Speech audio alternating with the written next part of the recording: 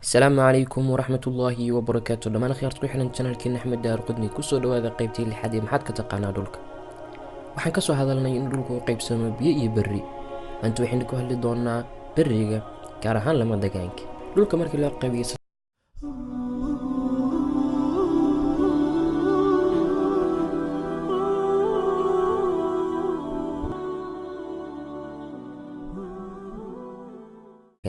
dhulka markii loo qaybiyo saddex meelood, hal meel kamid ah waa lama degaan. lama degaanku waa dhul lagu noolaan jiray balse si khaldan loo isticmaalay. lama degaanku wuxuu noqon karaa mid ciid ah ama mid baraf ah. lama degaanku weyn caalamka waxa uu ku yaalaa dhulka Antarctica, waxaana ku fadhiyaa masaafo dhan 14 milyan oo square kilometer. waxaa kaalinta labaad ku jira Arctic oo ku fadhida 13 milyan 985 kun oo square kilometer. halkan waxaad ka garanaysaa in lama degaanku ugu weyn adduunka iyo kan labaadba ay sababeen baraf. haddaan u gudubno midka saddexaad, waa lama degaanka Sahara oo ku yaala waqooyiga Afrika, waxaana ku fadhiyaa masaafo dhan 9 milyan oo square kilometer. lama degaankan ayaa mara wadamada Algeria, Chad, Masar, Eritrea, Libya, Mali, Mauritania, Morocco, Niger, Sudan iyo Tunisia.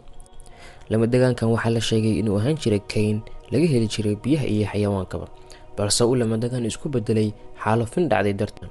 waxaa kaalinta afraad ku jira lama degaanka Carabta oo ku yaala inta u dhaxaysta wadamada Yemen, Cumaan, Imaaraadka Carabta, Sacuudi Carabiya, Iraq, Syria, Jordan, Kuwait iyo Qatar. lama degaankan ayaa ku fadhiya masaafo gaaraysa 2 milyan 330 kun oo square kilometer.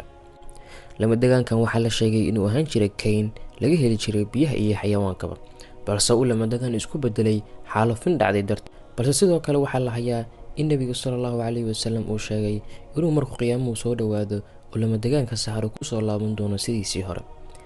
haddana waxaa la hayaa qaar ka mid ah calaamahaas, oo waxaa la sheegay in meelo ka mid ah ay biyo ka soo burqanayaan. lama degaanka shanaad waa lama degaanka Gobi ee ku yaala bariga Aasiya, kaasoo mara labada wadan ee Mongolia iyo China, waxaana ku fadhiyaa masaafo dhan 1 milyan oo square kilometer. shantaas lama degaan waa kuwa ugu waaweyn caalamka, waana lama degaanada dhulkoodu dhaafsan yahay 1 milyan oo square kilometer. inta ka dambaysa waa ay ka yihiin 1 milyan.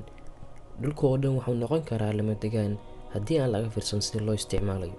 waxaan filayaa inaan waxaan kaga faa'iideeyay mowduucani maxaad ka taqaanaa dhulka qaybtiisii lixaad.